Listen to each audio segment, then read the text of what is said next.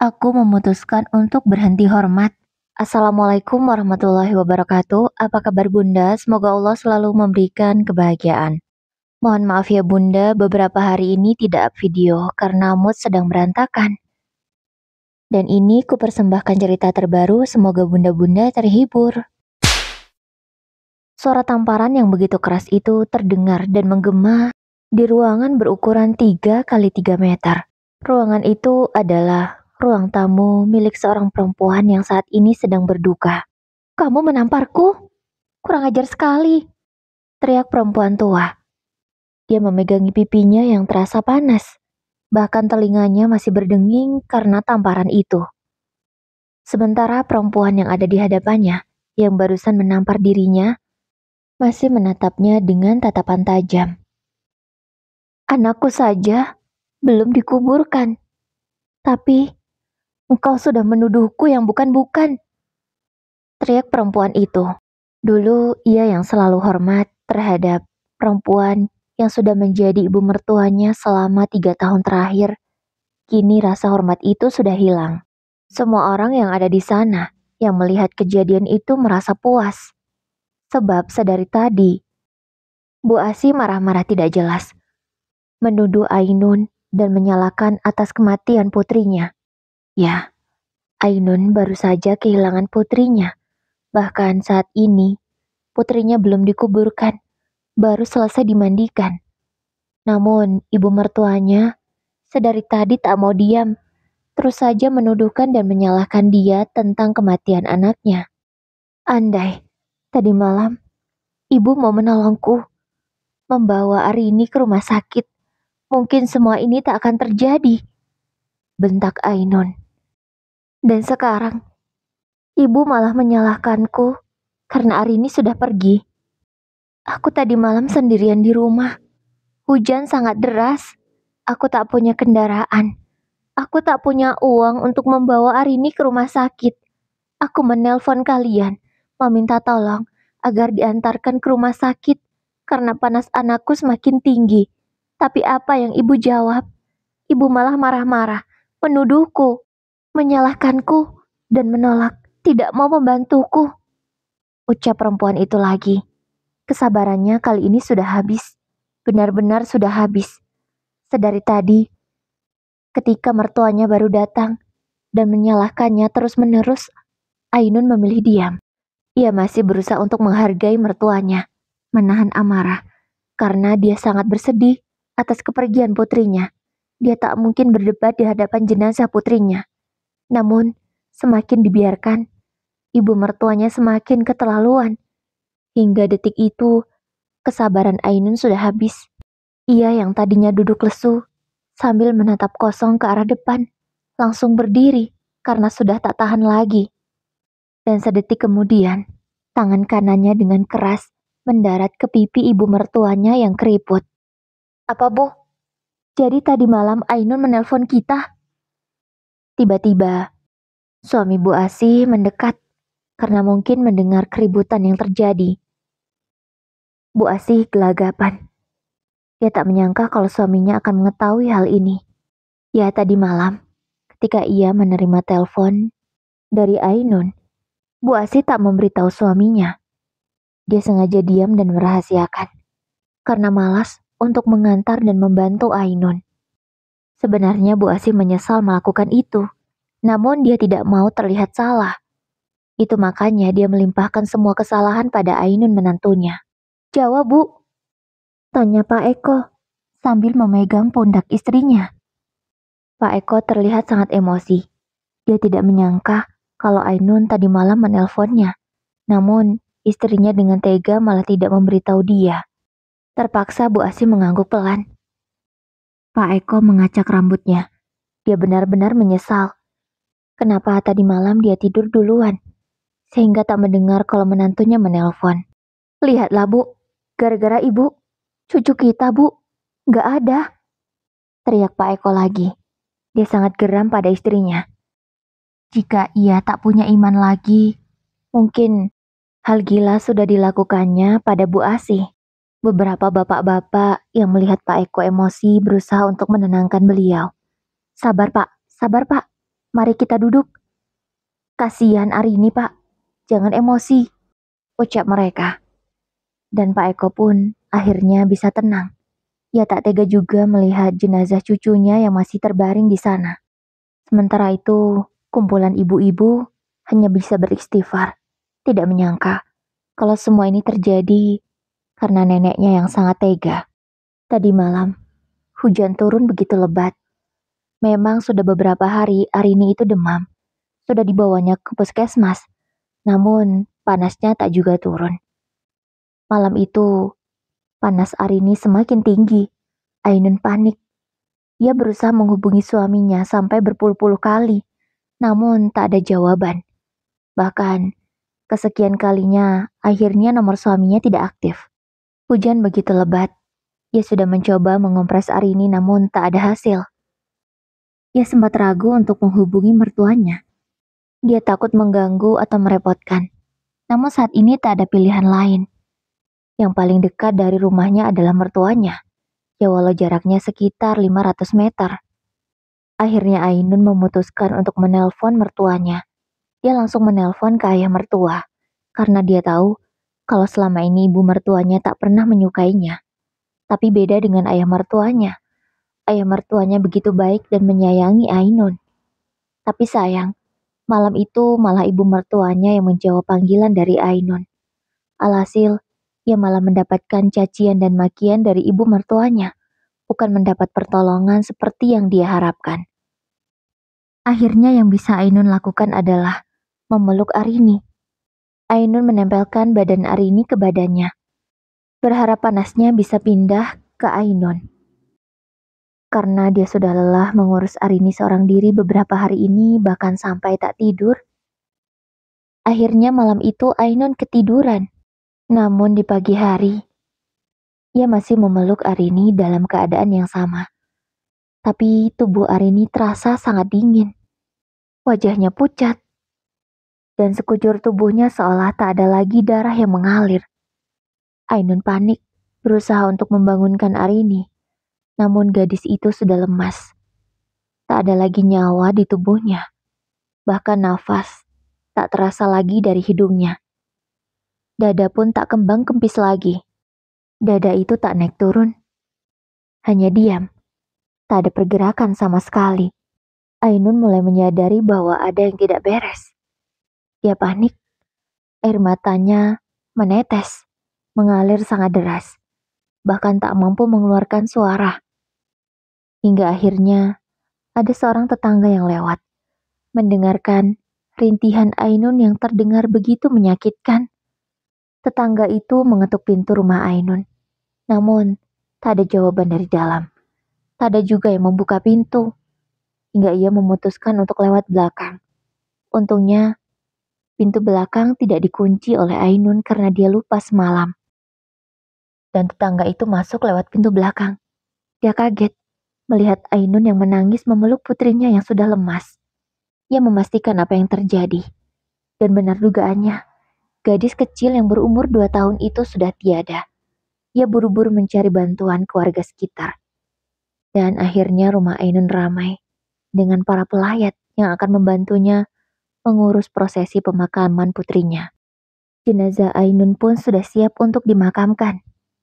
Ambulan jenazah sudah terparkir di depan rumah Ainun. Setelah menampar ibu mertuanya, Ainun terus beristighfar sambil menutup matanya. Dia merasa bersalah. Namun, mungkin ini hal yang tepat dilakukan supaya ibu mertuanya tahu dan bisa menjaga omongannya. Ainun ikut masuk ke dalam mobil ambulan yang akan mengantarnya menguburkan putri kesayangannya. Karena jarak pemakaman umum cukup jauh, makanya pakai ambulans. Di sepanjang jalan, tatapan Ainun masih kosong. Air matanya tak mengalir seperti sebelumnya. Ainun benar-benar seperti kehilangan harapan hidupnya. Ya, ibu mana yang tak sedih ketika ditinggal oleh anaknya? Pasti semua ibu di dunia ini akan mengalami hal yang sama seperti Ainun.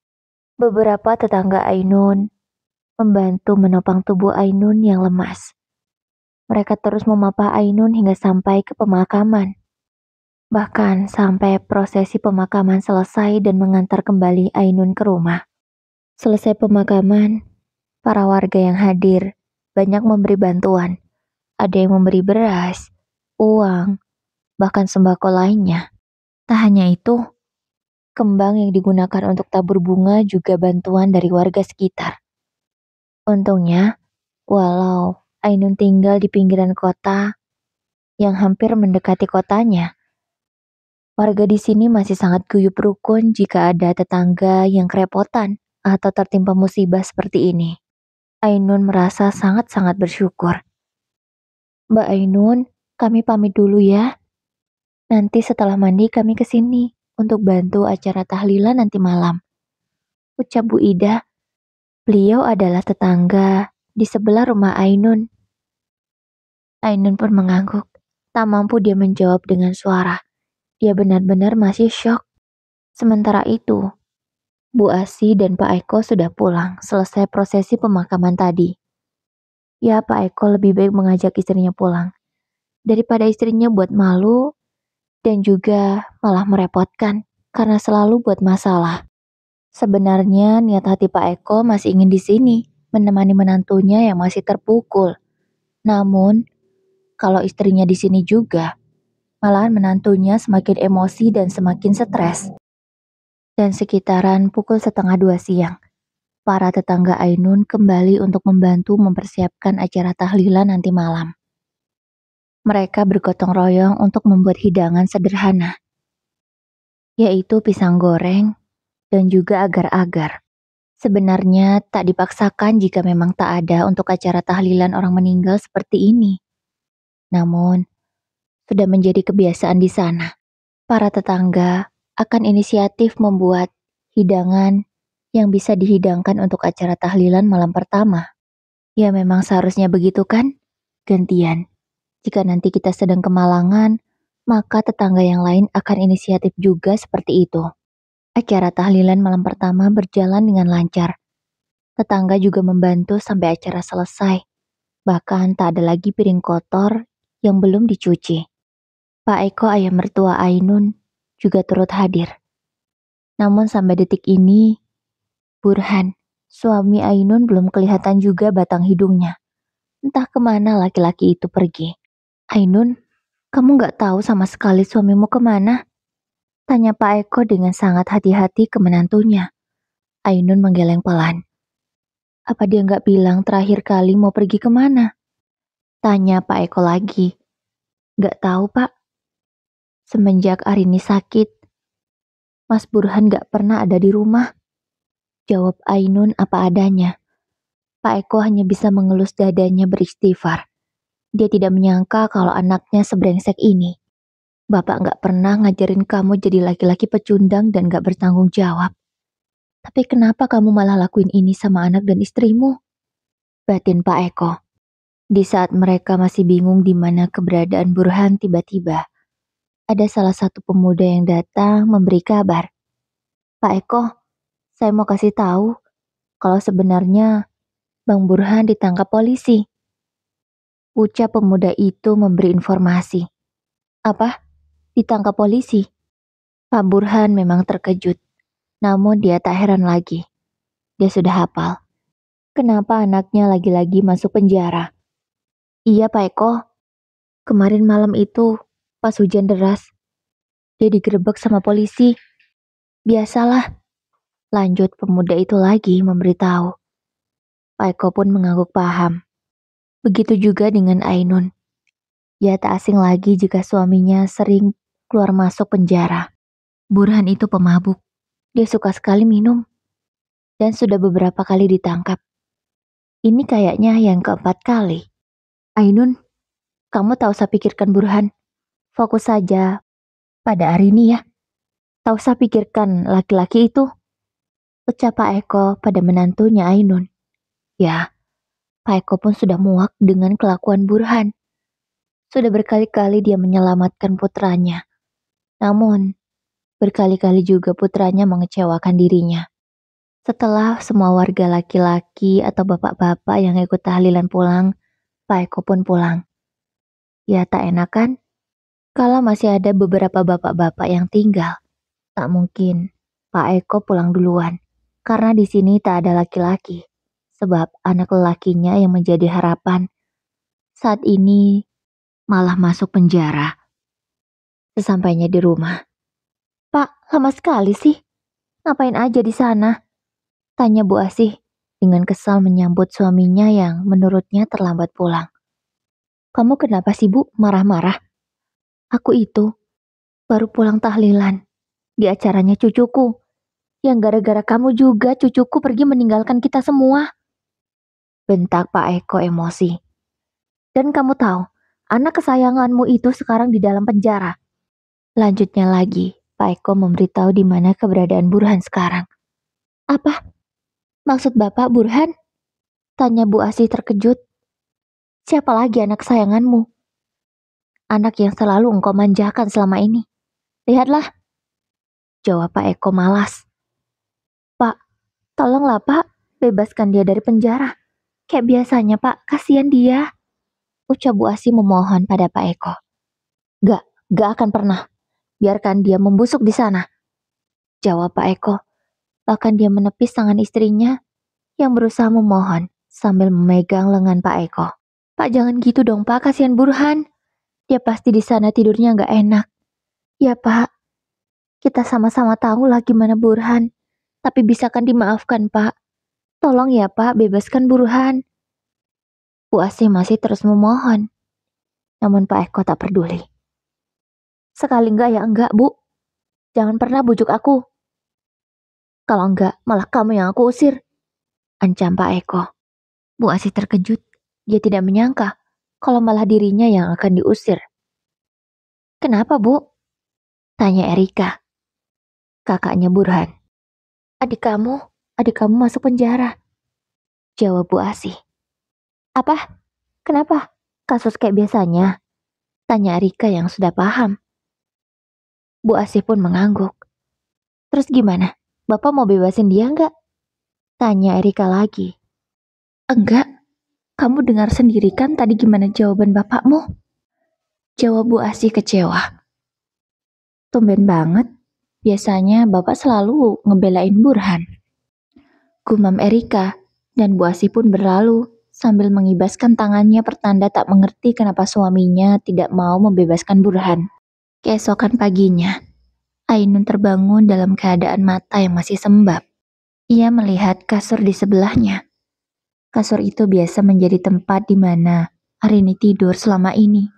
Dan sekarang, sampai seterusnya, Arini tak akan pernah lagi ada di sana. Ainun meneteskan air matanya lagi. Ainun segera beristighfar. Dia tak mau terus-terusan sedih begini. Setelah langit terang, Ainun akan ke makam. Ia tak bisa lagi menahan rindunya terhadap Arini. Sesampainya di pusara Arini, Ainun menangis, memeluk nisannya. "Maafkan ibu ya nak. Ibu sudah gagal," ucap Ainun dengan begitu perih. "Siapa yang akan memberi semangat ibu lagi? Kamu sudah gak ada," ucap Ainun. Selama ini dia bertahan dengan semua yang terjadi karena Arini. Dia bertahan dengan suaminya yang tak pernah peduli padanya juga karena Arini. Hanya beberapa bulan saja dia merasakan bahagia hidup berumah tangga. Mungkin hanya 3 bulan. Dan setelah itu, dia hamil. Dan di sanalah suaminya berubah drastis. Tak ada lagi kelembutan, tak ada lagi kasih sayang, apalagi perhatian. Uang nafkah pun tak layak diberikan oleh Burhan. Hanya sekedarnya ketika dia mau memberi. Dan selebihnya, Ainun harus berusaha sendiri. Apapun Ainun lakukan, mulai dari menjadi buruh cuci, bahkan sampai menjadi pembantu dadakan di rumah orang pun dia lakukan. Tak hanya sampai di sana, Ainun nekat menjadi buruh panggul dikala ia sedang hamil. Ya, semua itu dia lakukan supaya dia bisa makan. Dimanapun ada kerja yang bisa menghasilkan uang, Ainun kerjakan. Karena Burhan benar-benar tak bertanggung jawab atas kehidupannya dan janin yang dikandung di perutnya waktu itu. Ainun teringat dengan semua kejadian di masa lalu. Mengingat betapa ia sangat berjuang untuk mempertahankan Arini. untuk mempertahankan rumah tangganya demi Arini putri kesayangannya. Dan sekarang yang membuatnya kuat, yang membuatnya bertahan, sudah tiada. Setelah Ainun puas menangis, dia hendak pulang. Karena mungkin sebentar lagi para tetangga yang akan membantu acara nanti malam sudah akan datang. Ainun berdiri, lalu berbalik. Dia terkejut, sebab dari kejauhan, matanya menangkap 3 sosok pria. 2 orang berseragam, dan 1 orang di tengah. Laki-laki itu sangat dia kenal. Siapa lagi kalau bukan Burhan suaminya, ayah dari anaknya sendiri. Dan mereka sudah mendekat ke pusara Arini. Namun tak ada satu patah kata pun yang Ainun ucapkan. Sebenarnya Ainun ingin mengungkapkan betapa kecewanya dia terhadap Burhan. Tapi tak mungkin dia lakukan. Lebih baik energinya ia simpan untuk acara tahlilan Arini. Ainun segera melanjutkan langkahnya. Ia hanya melirik Burhan sekilas, lalu pergi dari sana. Sesampainya di rumah, betapa terkejutnya Ainun karena mendapati sebuah sepeda motor yang sangat dia kenali. Itu kan sepeda motor Mbak Erika? Ada apa dia di sini? Ainun buru-buru mendekati dapurnya. Karena memang pintu dapurnya lah yang tak dia kunci, sebab dia pergi hanya sebentar. Jadi menurutnya tak masalah jika tak mengunci pintu, karena biasanya aman-aman saja. Dari luar tembok dapurnya yang masih batu bata belum diplester, Ainun dengan jelas mendengar percakapan 2 orang dari dalam. Banyak banget berasnya, Bu. Ini mah bisa untuk makan setahun. Kita harus ambil banyak, Bu. Kalau kita nggak ambil, keenakan tuh si Ainun, ucap Erika pada ibunya. Iya, kamu benar. Pokoknya harus ambil banyak. Tapi ini mah nggak bisa kalau pakai motor. Kita harus pakai mobil. Iya, Bu. Kita bawa sebisanya saja dulu. Minyak goreng kan bisa. Ini, mie instan 2 dus juga bisa, Bu. Jawab Erika. Ainun yang sudah mengerti apa yang mereka lakukan di dalam, langsung masuk dan mengagetkan keduanya. Kalian mau maling ya? Teriak Ainun. Enggak, jawab keduanya gugup. Kami tidak maling. Ini kan ada hak Burhan juga. Burhan kan ayahnya Arini. Enak saja kamu mau nikmati semua ini sendirian. Jawab Bu Asih dengan nada ketus. Dia ingin membenarkan apa yang dia lakukan. Ainun tertawa. Bu, ibu itu sudah tua. Tapi hal begini saja ibu tidak tahu. Ibu tahu kan? Semua beras-beras ini dari mana? Ini semua dari pelayat yang datang untuk mendoakan Arini. Dan seharusnya beras ini juga digunakan untuk acara Arini sampai selesai nanti. Ucap Ainun tegas. Halah, mana habis kalau cuma untuk acara Arini saja? Sudah, kamu jangan banyak alasan. Pasti kamu ingin mengambil keuntungan kan dari semua ini? Tuduh Bu Asih lagi. Tuduhannya benar-benar tak beralasan. Dia sangat tega, tak berpikir, dan tidak tahu malu sama sekali. Ainun tertawa lagi. Andai aku ingin ambil keuntungan dari semua ini, mungkin aku tak akan buat acara untuk hari ini. Lebih baik berasnya aku makan sendiri. Jawab Ainun. Dan kalian ngomongin soal hak dari Burhan? Lihat, Burhan ada di makam sekarang. Ucap Ainun lagi. Apa? Burhan di makam? Bu, Burhan di makam. Apa Burhan sudah bebas? Tanya Erika pada ibunya. Ibu tidak tahu. Tapi ya sudah, kita ke sana saja. Mereka hendak pergi, namun tak lupa akan membawa sekardus mie. Mau dibawa kemana itu? Teriak Ainun. Ini hak kami, jawab Bu Asih. Letakkan, atau... Kata Ainun. Atau apa? Jawab Erika menantang. Ainun langsung mengambil sebilah pisau yang terselip di meja kompor sebelah Erika. Ainun menodongkan pisau itu ke mereka berdua. Pergi, tinggalkan mie itu, atau kalian akan merasakan betapa tajamnya pisau ini. Ancam Ainun. Udah Bu, bawa saja. Mana berani dia melakukan ini. Kata Erika pada ibunya karena Bu Asih terlihat sudah ketakutan. Oh ya? Kamu pikir aku tak berani melakukannya? Karena sekarang tak ada lagi yang harus aku jaga dan aku perjuangkan. Arini sudah nggak ada. Aku tidak takut kalau masuk penjara ataupun mati. Aku malah senang menyusul putriku, jawab Ainun. Dia tak takut sama sekali. Wajahnya terlihat begitu marah.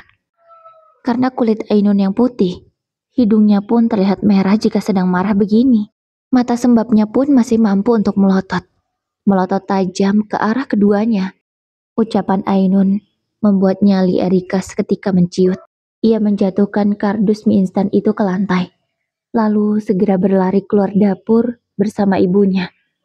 Ainun masih terus mengikuti keduanya sambil memegang pisau dan diarahkan ke mereka. Keduanya semakin ketakutan karena mereka melihat kalau Ainun sekarang ini seperti orang kesetanan. Saking takutnya, Erika sampai salah memasukkan kunci. Bukannya kunci kontak motor yang dia masukkan ke dalam lubang kunci, malahan kunci rumahnya. Cepatlah Erika, ucap Bu Asih. Kamu mau mati apa? Teriaknya lagi. Iya sebentar Bu, ini salah masukin kuncinya, jawab Erika tangannya masih gemetaran. Namun akhirnya dia berhasil memasukkan kontak kunci. Keduanya langsung melaju, bukan untuk pulang melainkan ke makam, karena dia ingin bertemu dengan Burhan. Namun sesampainya di makam, Burhan baru saja masuk ke dalam mobil polisi lagi. Loh, kenapa anak saya dibawa lagi? Teriak Bu Asih, mencegah agar polisi itu tak membawa putra kesayangannya lagi.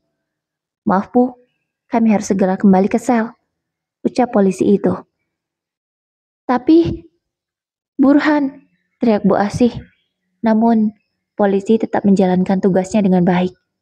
Bu Asih belum sempat untuk memegang putranya atau mengajaknya bicara walau hanya sepatah kata. Setelah mobil polisi itu pergi, keduanya pun pulang. Ya sebenarnya Bu Asih tak benar-benar menyayangi Arini seperti ia menyayangi cucunya yang lain. Di hari kematian Arini, dia sengaja berakting seperti itu, agar orang-orang mengira bahwa dia sebagai nenek yang sangat peduli dan menyayangi cucunya. Ia sengaja melakukannya agar dipandang baik oleh orang-orang. Namun apa yang terjadi? Ia malah mendapatkan tamparan dari menantunya dan hinaan dari semua orang karena menganggapnya sebagai orang yang tak punya empati. Di 3 hari kepergian Arini, Ibu Ainun dari kampung datang ke kota. Tentu saja, feelingnya sebagai seorang ibu tak enak. Padahal Ainun belum memberi kabarnya bahwa cucunya sudah meninggal. Bukan ia tak mau memberitahu ibunya. Tapi, ponsel Ainun yang memang sudah tak layak pakai itu sudah mati. Rusak total. Karena di saat dia tahu bahwa Arini sudah tiada, dia mencoba menghubungi suaminya lagi. Namun tetap hasilnya sama. Tak ada jawaban dari Burhan. Ditambah ponsel itu, tiba-tiba layarnya tak mau bergerak lagi. Sudah coba digeser ke sana kemari, namun tetap saja layarnya tak mau bergeser kemanapun. Ainun yang sangat kecewa ditambah ponselnya yang malah tiba-tiba hang, langsung membanting ponsel itu dengan kuat, hingga membuat ponsel itu hancur seketika. Wajar ponsel itu hang. HP itu dimilikinya sudah hampir 6 tahun, dan beberapa kali jatuh. Ponsel itu memang sudah waktunya diganti dan wayahnya pensiun. Namun karena tak mendapatkan perhatian dari suaminya, Ainun hanya bisa bersabar dan menggunakan ponsel itu sebisanya. Hingga akhirnya ponsel itu tak dapat lagi dia gunakan.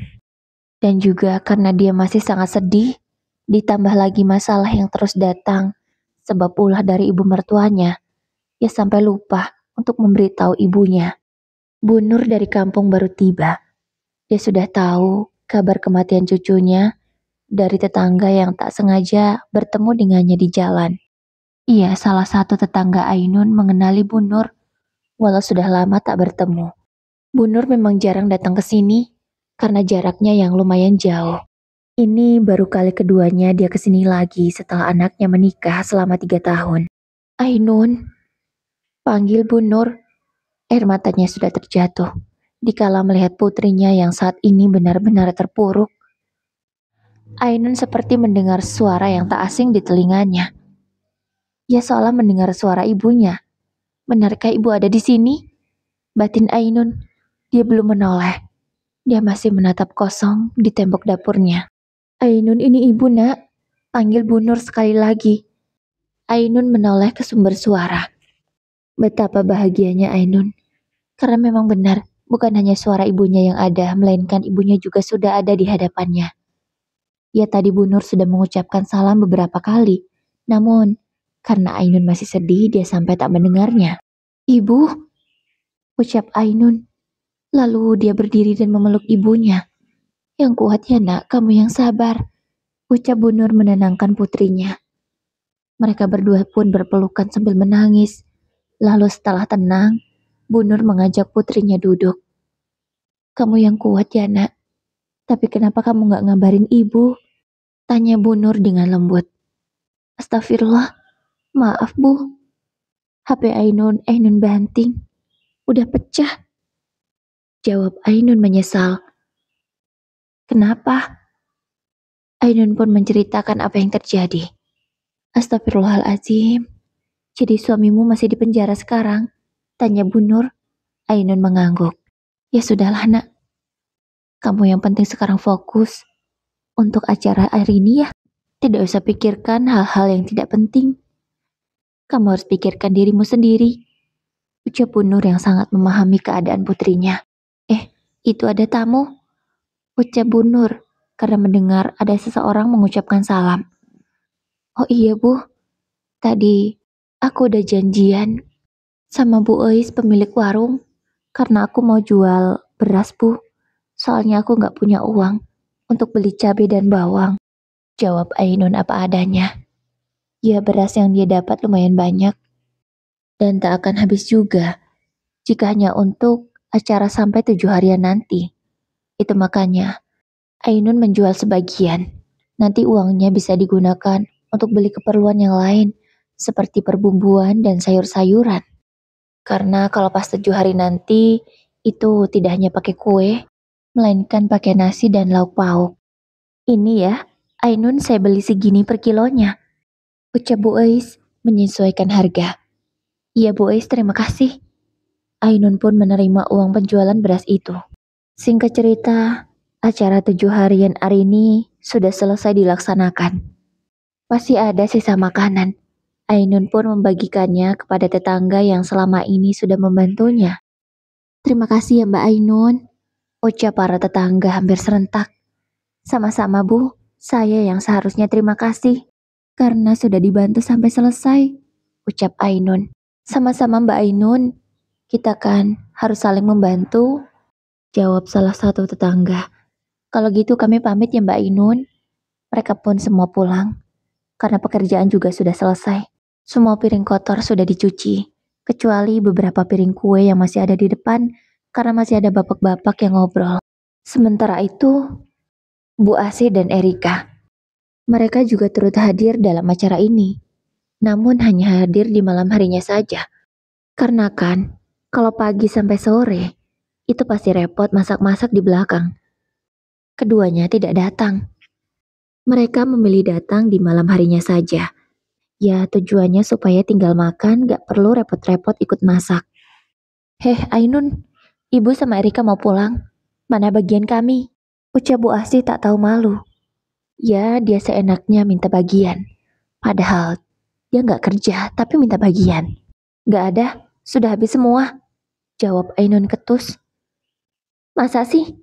Tanpa malu, Bu Asih langsung menggeledah dan membuka wadah lauk-lauk. Memang semua sudah habis. Hanya tersisa bumbunya saja. Bawa saja itu bumbunya kalau mau Bu. Ucap Bu Nur pada besannya. Kamu itu kurang ajar sekali ya Ainun. Untuk saya malah gak kamu sisakan. Ucap Bu Asih tidak terima karena gak kebagian lauk. Ainun hanya bisa menghela nafasnya. Dia tak habis pikir dengan tindakan mertuanya yang begitu keterlaluan.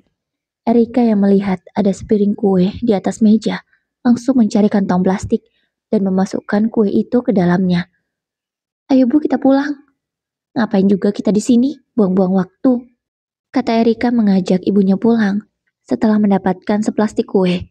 Keduanya keluar lewat dapur sambil menghentakkan kaki. Bu Nur hanya bisa menggelengkan kepalanya. Dia tak heran lagi sih dengan sikap besannya yang begitu. Walau jarang bertemu, tapi dia sudah paham. Sabar ya nak, kata Bu Nur menenangkan putrinya. Ainun pun mengangguk. Setelah ini apa yang mau kamu lakukan, nak? Apa kamu mau kembali ke kampung? Tanya Bu Nur. Mungkin iya, Bu, tapi cuma sebentar untuk menenangkan diri. Kalau untuk menetap di sana, aku nggak bisa, Bu. Karena kan makam Arini di sini. Aku bakalan rindu terus sama dia nanti, Bu. Kalau di kampung kan jauh, mau ke sini. Jawab Bu Nur. Beliau berusaha memahami keadaan anaknya yang masih sangat sedih. Kalau begitu, apa yang kamu mau lakukan? Ainun sejenak diam. Dia terlihat berpikir. Aku mau cerai sama Mas Burhan, Bu. Aku udah gak sanggup. Selama ini aku bertahan karena Arini, dan Arini sudah gak ada. Jadi gak ada alasanku untuk bertahan dengan laki-laki seperti dia, Bu. Toh, kalau rumah tangga ini diteruskan, mungkin aku tak akan lagi menghormatinya sebagai seorang suami. Aku malah akan dosa nanti, Bu. Lagian, ada dia atau enggak, aku tetap berjuang sendiri. Malah aku yang ngasih dia makan, Bu. Bukan dia yang menafkahi aku. Ucap Ainun. Ya memang selama ini begitu kenyataannya. Kalau itu terserah kamu, nak. Ibu serahkan keputusannya pada kamu. Yang penting kamu sudah pikirkan matang-matang ya. Bu Nur tidak menyangka kalau rumah tangga anaknya akan berakhir seperti ini. Padahal dulu, menantunya itu si Burhan sangat memohon agar diberi restu. Walau sebenarnya Bu Nur dan suaminya berat, tapi karena ingin melihat putrinya bahagia, Bu Nur pun merestui. Namun malah dikecewakan oleh Burhan. Burhan tak menjaga putrinya dengan baik.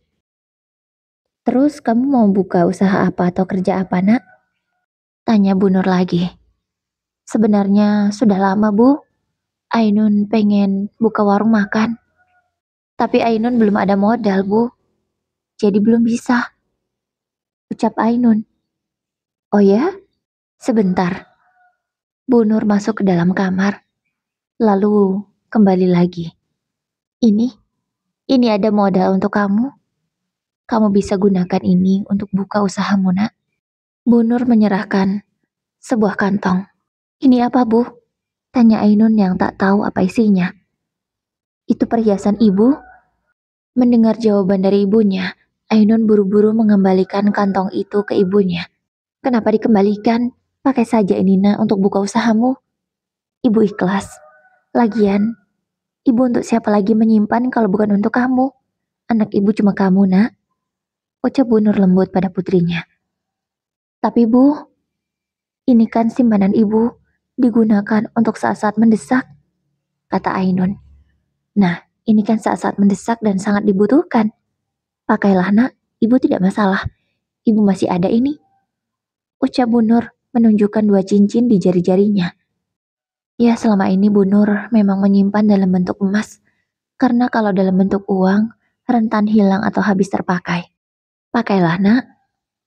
Ini memang untuk kamu. Ucap Bu Nur sekali lagi.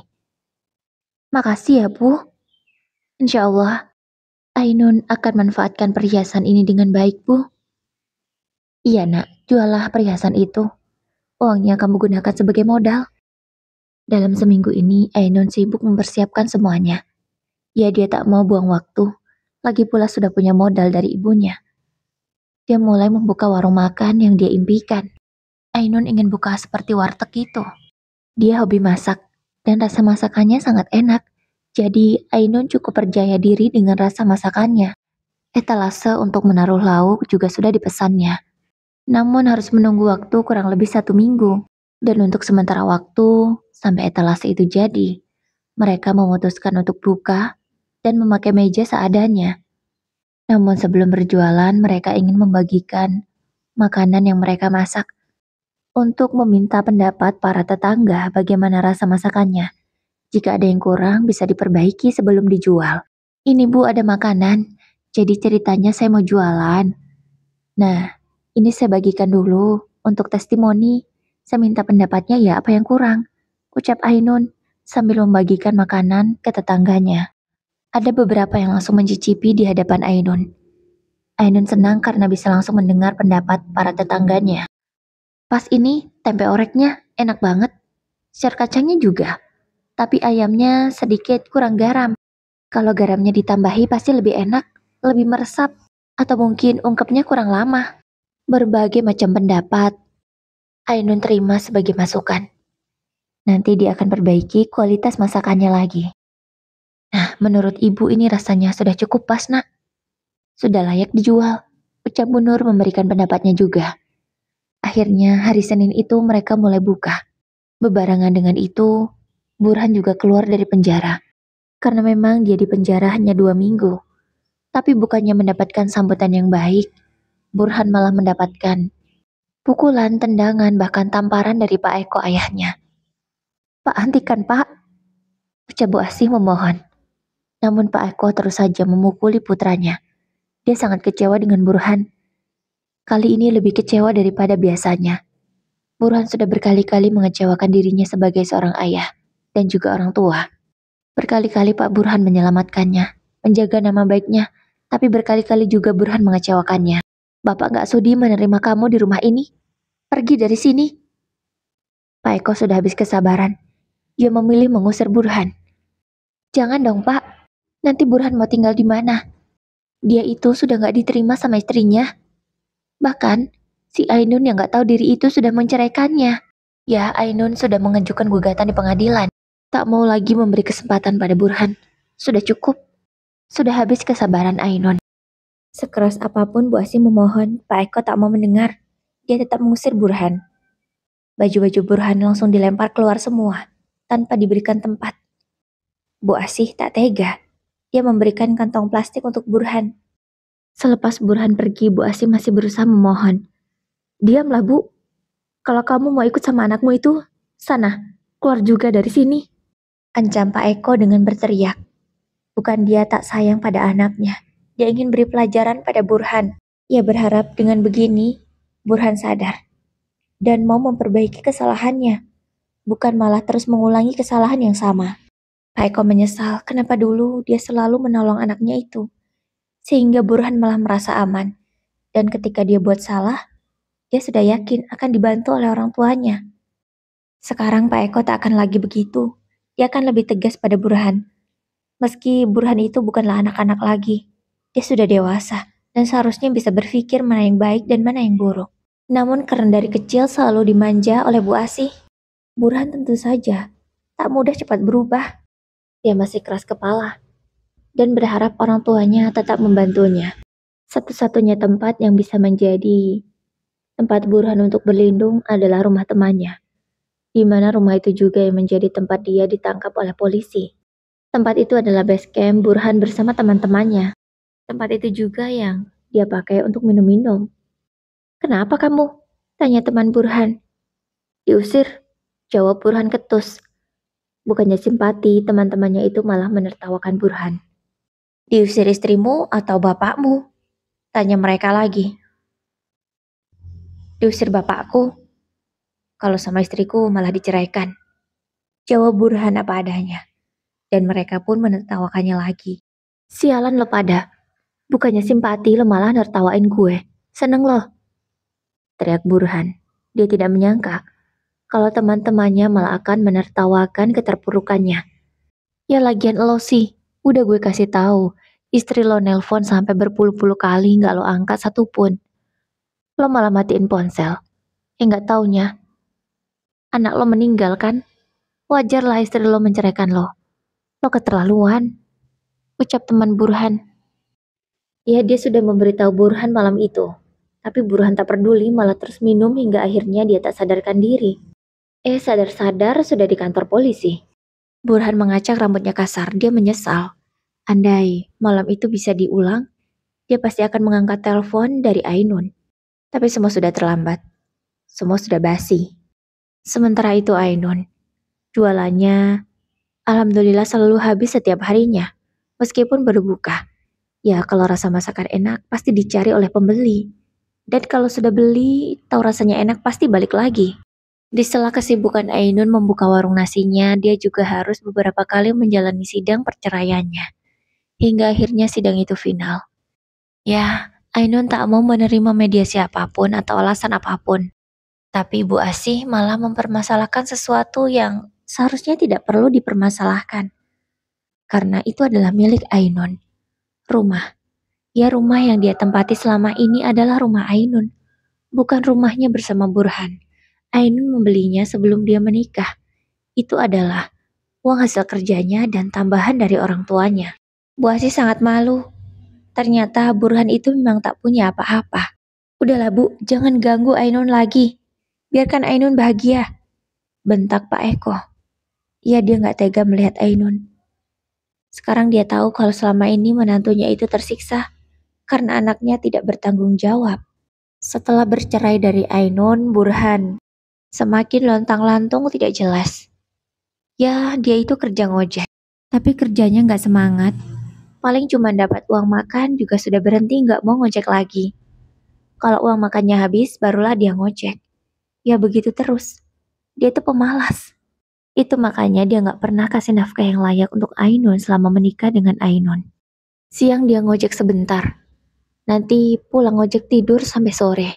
Malam bangun dan minum-minum lagi seperti biasa. Ya begitu terus kehidupan Burhan. Dia semakin galau dan terpuruk. Sebenarnya dia tak ingin berpisah dengan Ainun. Tapi ayahnya terus mendesak untuk menceraikan Ainun. Ya, itu semua terjadi karena bantuan Pak Eko. Kalau dia tidak mengancam Burhan, mungkin Ainun belum diceraikan oleh laki-laki tidak tahu diri itu. Beberapa bulan setelah perceraiannya dengan Ainun, Burhan malah kenal teman baru. Memang, teman lamanya tidak mengajaknya ke hal yang baik, tapi teman yang sekarang lebih parah. Mereka mengajak Burhan untuk maling. Maling di rumah orang-orang kaya. Dan dengan bodohnya Burhan pun ikut. Karena dia tergiur untuk mendapatkan uang yang banyak dengan cara instan. Baru hari pertama melakukan aksinya, Burhan sudah ketahuan dan ditangkap polisi lagi. Kali ini Burhan tak lolos. Tak hanya beberapa minggu dia di penjara. Kali ini tahunan. Menyesal sudah pasti. Dan sekarang hanya tinggal penyesalan yang tak ada gunanya. Sementara itu kehidupan Bu Asih.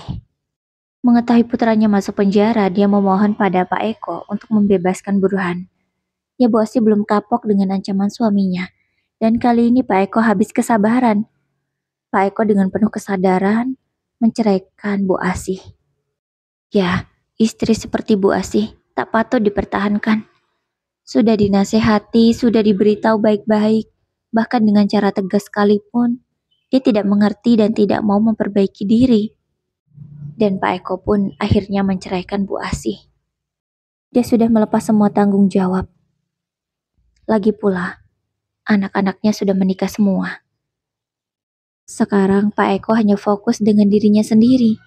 Sesekalilah dia kasih uang ke Erika. Karena kehidupan Erika juga tidak terlalu baik. Suaminya itu kerja namun penghasilannya tak seberapa. Tapi untungnya Erika punya suami yang baik. Namun sayang, Erikanya tidak bersyukur. Namun karena cinta suaminya yang begitu besar, laki-laki itu memilih bertahan dan menerima semua hinaan dan cacian dari Erika. Begitulah kehidupan. Tak bisa ditebak, tak tahu apa yang akan terjadi di masa depan. Jangan pernah mengecewakan orang-orang di sekitar kita, terutama keluarga. Karena saat kita terpuruk, merekalah yang bisa membantu. Dan kalau mereka sudah kecewa, tak mau membantu, kita bisa apa? Hanya penyesalan yang datang dan tak ada gunanya. Baiklah Bunda, ceritanya sampai di sini ya. Semoga bisa diambil pelajaran yang berharga. Akhir kata, wassalamualaikum warahmatullahi wabarakatuh.